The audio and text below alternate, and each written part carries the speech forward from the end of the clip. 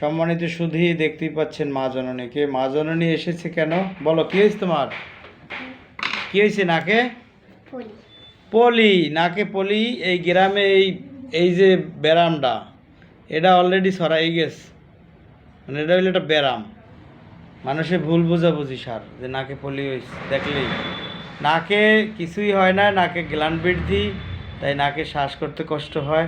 কারণ বাহ্যিক যে বাবু অন্যান্য সমস্যা ছাপার করছে দীর্ঘদিন যাবৎ, সেখানে নাক শ্বাস নিতে না পারাটা এটাই স্বাভাবিক। গ্ল্যান্ড বাড়াটা স্বাভাবিক। রসুনের কোয়ার মধ্যে দেখি তাকাও, লুক অ্যাট মি। আমারও তো ক্ষুধা পেয়েছে, তুমি অধৈর্য হও কেন? এরপরে কাতরতা নিলাম, হট পেশেন্ট। হ্যাঁ, গরমকালীন সময় জুতাও রাখতে পারে না, পায় শীতকালীনও পারে না, অনেক গরম, বার্নিং সেন্সেশন হয়, জ্বালাপোড়া হয়, mind hot, desire to meet sweet আর হলো রাইস ভেজিটেবলস, এগুলি পছন্দ। আর আইসক্রিম পছন্দ, ভাজা পোড়া এগুলি তার পছন্দ।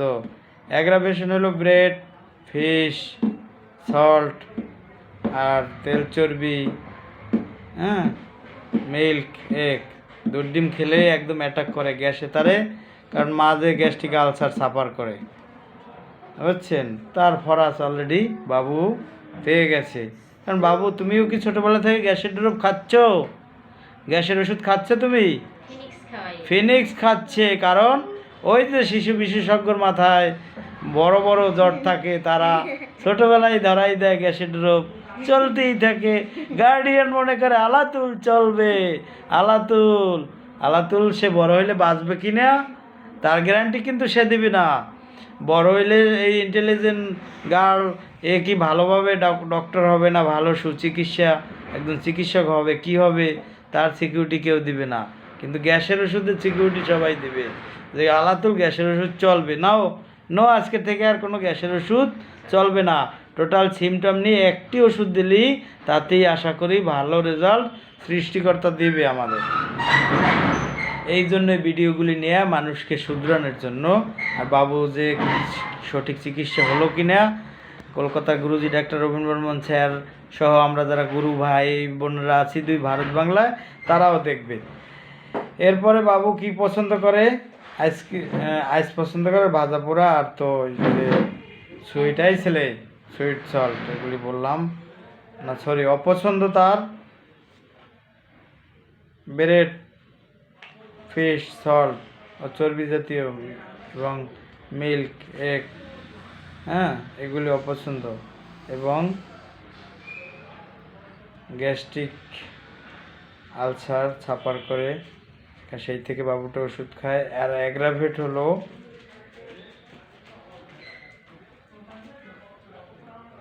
8টা টু 10টা সকাল, তাই তো? ফুদাও কেন দুষ্টু মেয়ে? এরপর suppression of skin disease ointment দিয়েছিল আমার ফার্মেসি বন্ধু, হেয়ার অ্যান্ড দেয়ার ইচিং। এরপর সাহসী সন্তান, এলোমেলো থাকে সবসময়, বই খাতা কাপড় চোপড় অগোছালো চকিতে মারিয়ে দাও, এই পরে দৌড়। এরপরে গোসল করতে চায় না। কয়জন নিয়ে গোসল করার লাগে? কয়জন বলেন? গোসল করতে চায় না, জিন আছে শরীরের মধ্যে না? না, অত মজা করছি। গোসল করতে চায় না, জিন মানে কি? বংশগত সমস্যা কি? মা আলসার সাফার করে, তারই তো সন্তান বংশের। এরপরে ইচিং আছে, সাইনাস প্রবলেম আছে, হ্যাঁ, বার্নিং, সর্বশরীরে জ্বালা পোড়া।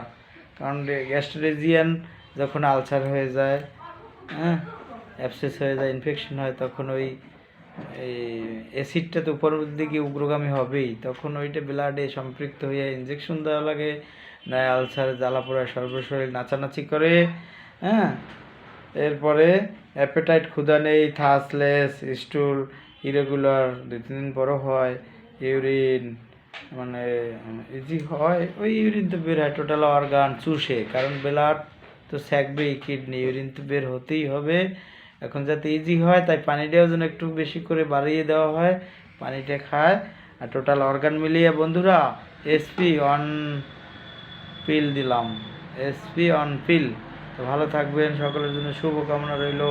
দ্বিতীয় ভিডিওটি কিন্তু 20 দিন পর নিতে হবে বাবু, নিয়ে আসবেন বাবুটাকে, হ্যাঁ? ভালো থাকবেন।